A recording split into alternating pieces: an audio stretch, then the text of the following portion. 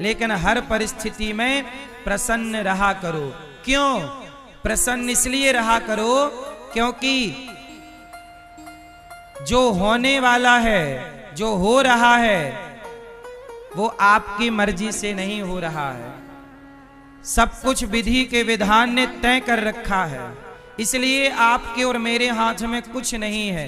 84 लाख योनियां हैं। कुत्ता, क्या कोई कुत्ता बनना चाहता है? क्या कोई बिल्ली बनना चाहती है? लेकिन कुत्ता बना के नहीं कोई, बिल्ली बनी कि नहीं कोई? बोलो हाँ। क्या कोई नाली का कीड़ा बनना चाहेगा? लेकिन कोई नाली का कीड़ा बना के नहीं। बोलो हाँ। कोई बंदर बना के नहीं, कोई चमगादड़ बना के नहीं। 84 लाख योनियां आप उठाकर देखो। आप मनुष्य हो, आप रोज देखते हो कि इस धरती पे 84 लाख योनियों में बताओ सबसे प्रसन्न कौन है, सबसे सुखी कौन है? बोलो।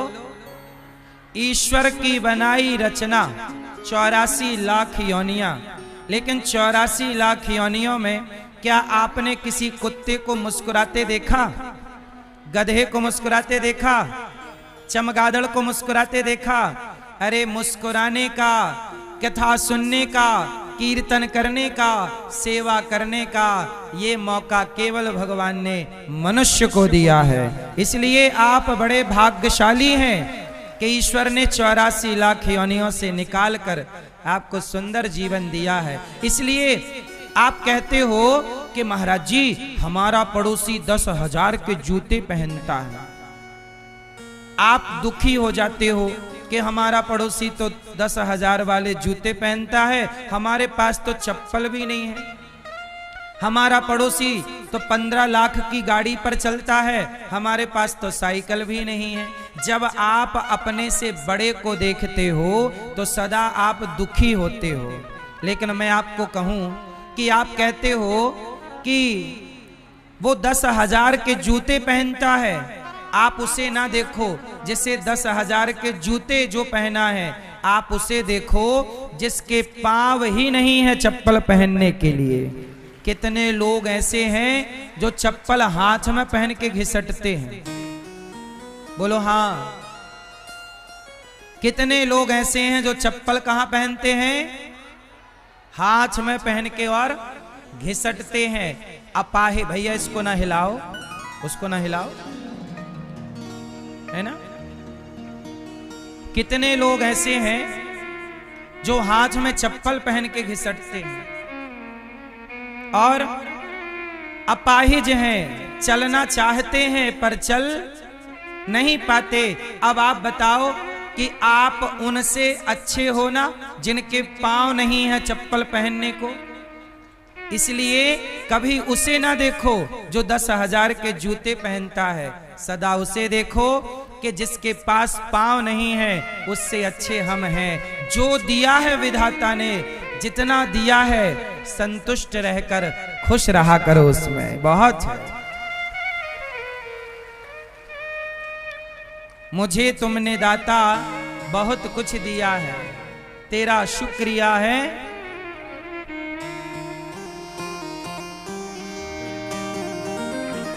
भगवान का धन्यवाद दो कि हे विधाता, मैं इस लायक नहीं था जो आपने दिया है, इसलिए सदा प्रसन्न रहा करो। हर परिस्थिति में क्या रहोगे?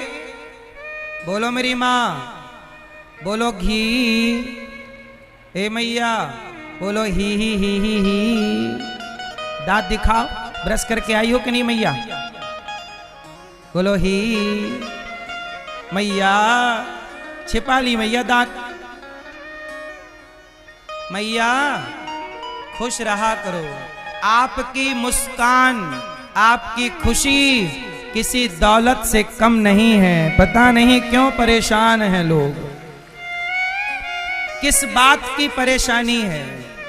अरे कहते हैं ना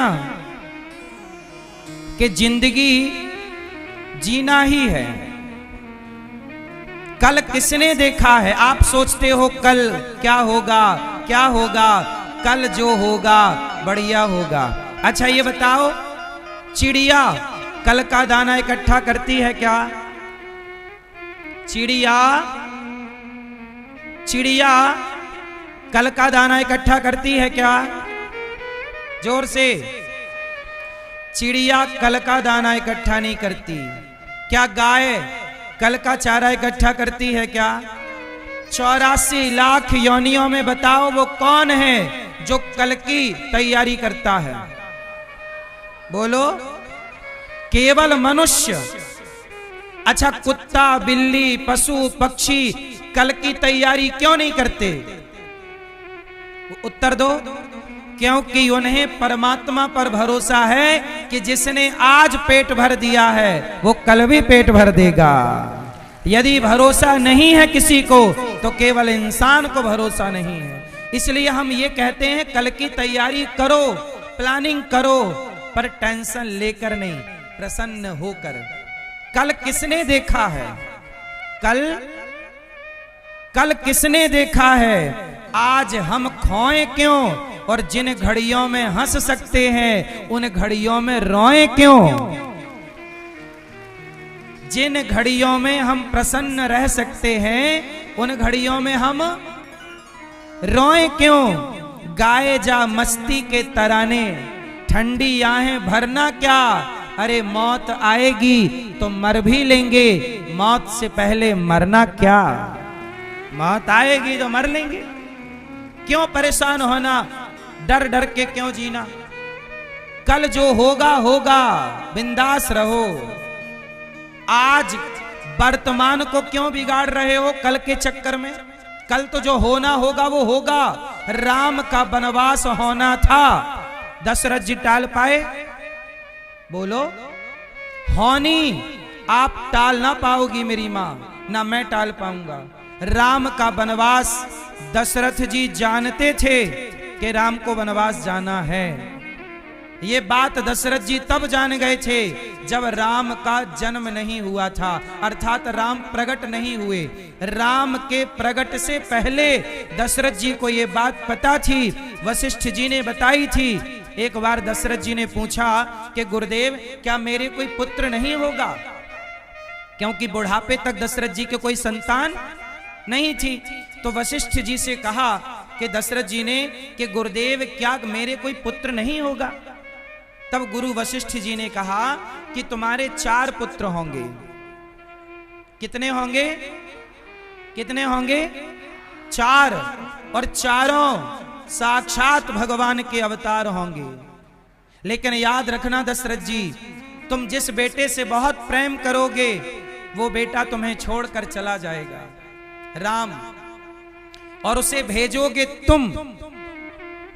राम का वनवास होगा और उन्हीं की याद में आपको मरना पड़ेगा।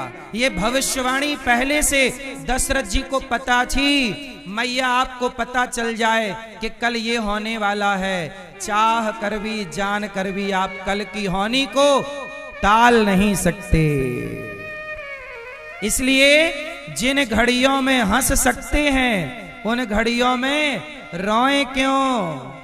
कल जो होगा होगा, आज खुश रहो ना, प्रसन्न रहो ना। आज को जी लो बिंदास, कल आएगा तो कल भी जिएंगे, परसों आएगा परसों, जरूरी थोड़ी है कि कल आएगा।